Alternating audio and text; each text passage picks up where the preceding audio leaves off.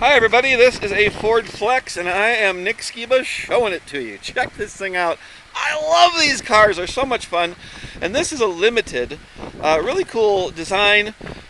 And this is a 2018, I had to look at the label there. Tires are great, it's got the EcoBoost engine. There's a little scratch here too, here or there, a couple wear marks, but really nice vehicle with leather interior. You see here the seats are in great shape. And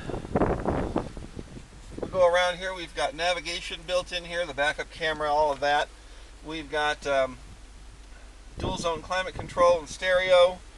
And let's see here, it looks like heated seats. 92,000 some miles right there. And whoa, let's get back around. Of course, Bluetooth, power seats, power windows. And this is a 3-row vehicle. When you're taking a look at it, you just see right here, these are power folding seats right there. And we've also got the power hatch too, so we'll let that do its thing. Again, EcoBoost powered limited Flex 2018 as the snowflakes start to fly. Here's our 2nd row seating. And our 3rd row seating right there. Lots of room in this vehicle. If you're looking for an alternative to an Explorer, this would be kind of what I would suggest.